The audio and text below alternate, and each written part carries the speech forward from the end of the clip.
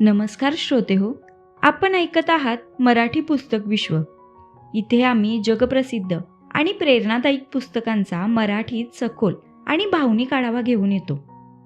जर तुम्हाला वाचनाची आवड असेल, आध्यात्मिक ज्ञान हवं असेल आणि पुस्तकामधून जीवन बदलणारे विचार मिळवायचे असतील, तर हे चॅनेल तुमच्यासाठी आहे. आज आपण एक महान आध्यात्मिक आत्मकथेचा संक्षिप्त आढावा ऐकणार आहोत. आज आपण परमहंस योगानंद यांच्या योगी कथामृत या आध्यात्मिक पुस्तकातील अध्याय क्रमांक 15 ऐकणार आहोत. तो म्हणजे फुलकोबीची चोरी. हा एक छोटा प्रसंग आहे, पण आयुष्यभरासाठी मोठा धडा देणार आहे.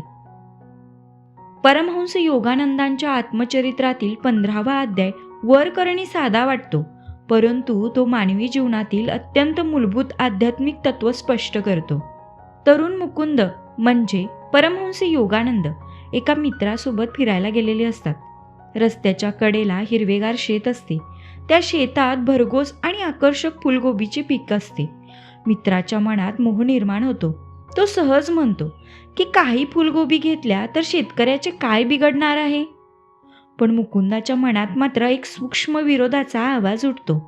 त्यांना जाणवत असते की परवानगीशिवाय काही घेणे योग्य नाही.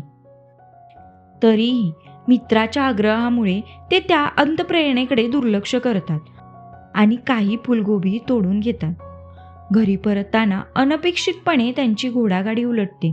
दोघांनाही दुखापत होते. त्या क्षणी मुकुंदाच्या मनात स्पष्ट जाणीव निर्माण होते. ही घटना योगायोग नव्हती, ती त्यांच्या चुकीच्या कृतीचे त्वरित कर्मफळ होते. या अध्यायातून एक महत्त्वाचा सिद्धांत स्पष्ट होतो. विश्वात कोणतीही कृती परिणामाशिवाय राहत नाही. आपण केलेला प्रत्येक विचार, शब्द आणि कृतीची नोंद या विश्वाच्या सूक्ष्म व्यवस्थेत होत असते. चूक लहान असो किंवा मोठी, चूक ती चूकच असते. नैतिकतेचा भंग केला तर त्याचे परिणाम अटळ असतात.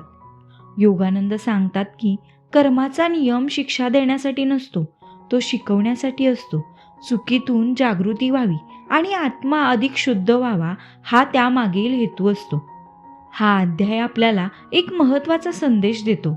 आध्यात्मिकता ही केवळ ज्ञानधारणा किंवा मंत्रजपात नसते. ती आपल्या दैनंदिन वर्तनात, प्रामाणिकपणात आणि सजगतेत दिसून येते. हा प्रसंग आपल्याला शिकवतो, हे काही मोठं नाही असे म्हणत केलेली चूक भविष्यात कधी मोठी बनू शकते काहीही सांगता येत नाही. आणि अशा प्रकारे हा अध्याय इथेच संपतो. हा अध्याय तुम्हाला आवडला असेल किंवा यातून तुम्हाला थोडे काही शिकायला मिळाले असेल तर नक्की एक लाईक करा आणि कमेंट देखील करा. चॅनेलवरती नवीन असाल तर चॅनेलला नक्कीच सबस्क्राईब करा. भेटूया पुढील अध्यायात. तोपर्यंत धन्यवाद.